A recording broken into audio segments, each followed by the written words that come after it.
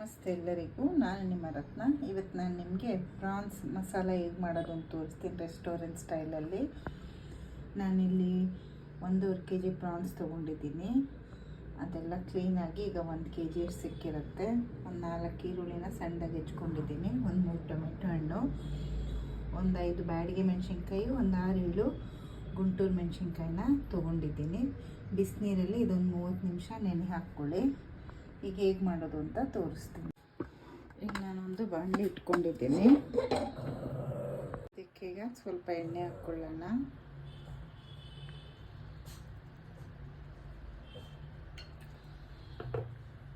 ಅಷ್ಟರಲ್ಲಿ ನಾನೀಗ ಒಣಮೆಣ್ಸಿನ್ಕಾಯಿನೆಲ್ಲ ರುಬ್ಕೊಳ್ತೀನಿ.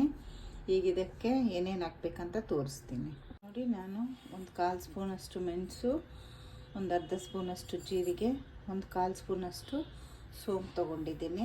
ಈಗ ಇದನ್ನೆಲ್ಲ ಇದಕ್ಕೆ ಹಾಕಿ ನುಣ್ಣಗೆ ಪೇಸ್ಟ್ ಮಾಡ್ಕೊಳ್ತೀನಿ. ಈಗ ಎಣ್ಣೆ ಕಾದಿದೆ, ಈರುಳ್ಳಿ ಹಾಕ್ಕೊಳ್ಳೋಣ. ಈರುಳ್ಳಿ ಚೆನ್ನಾಗಿ ಫ್ರೈ ಮಾಡ್ಕೊಳ್ಳಿ. ಈಗ ಸ್ವಲ್ಪ ಕರಿಬೇವು ಹಾಕ್ಕೊಳ್ಳಿ.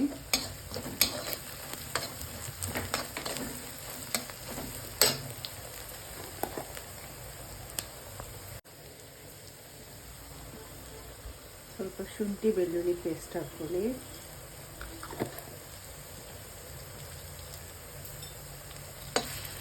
ಇದು ಹಸಿ ವಾಸನೆ ಹೋಗೋವರೆಗೂ ಇಟ್ಕೊಳ್ಳೋಣ. ಟೊಮೆಟೊ ಕಟ್ ಮಾಡಿ ಇಟ್ಕೊಂಡಿದ್ವಲ್ಲ ಅದು ಹಾಕ್ಕೊಳ್ಳೋಣ. ಇದು ಚೆನ್ನಾಗಿ ಸಾಫ್ಟಾಗಿ ಕುಕ್ ಆಗಬೇಕು.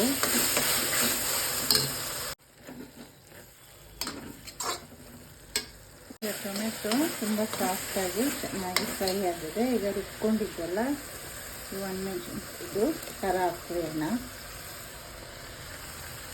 ಈಗ ಇದು ಹಸಿ ವಾಸನೆ ಹೋಗೋವರೆಗೂ ಚೆನ್ನಾಗಿ ಪೇಸ್ಟನ್ನು ಫ್ರೈ ಮಾಡ್ಕೊಳ್ಳೋಣ.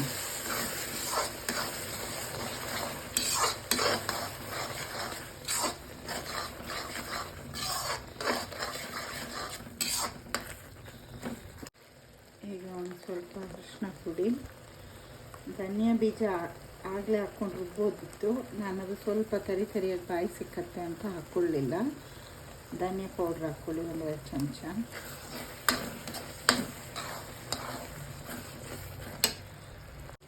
ಈಗ ಪ್ರಾನ್ಸ್ ಹಾಕ್ಕೊಳ್ಳೋಣ.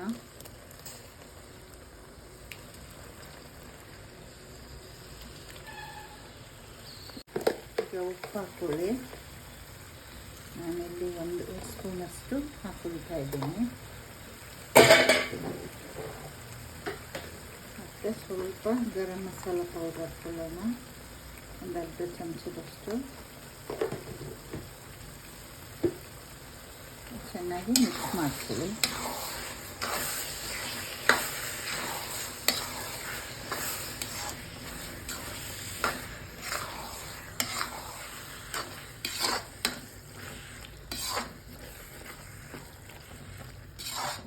ಒಂದು 15 ನಿಮಿಷ ಮುಚ್ಚಳ ಮುಚ್ಚಿಬಿಡೋಣ. ಈಗ ನೋಡೋಣ, ಒಳ್ಳೆ ಕಲರ್ ಬಂದಿದೆ. ಇನ್ನೂ ಸ್ವಲ್ಪ ಇದು ಕುಕ್ ಆಗಲಿ, ಸ್ವಲ್ಪ ತಿಕ್ನೆಸ್ ಬರಲಿ. ಈಗ ಮುಚ್ಚಳ ಮುಚ್ಚೋದು ಬೇಡ, ಹಾಗೆ ಕುಕ್ ಮಾಡೋಣ. ಈಗ ಒಂದು 5 ಹಸಿಮೆಣಸಿನ್ಕಾಯಿನ ಕಟ್ ಮಾಡ್ಕೊಂಡಿದ್ದೀನಿ. ಇದನ್ನು ಹಾಕ್ಕೊಳ್ಳೋಣ.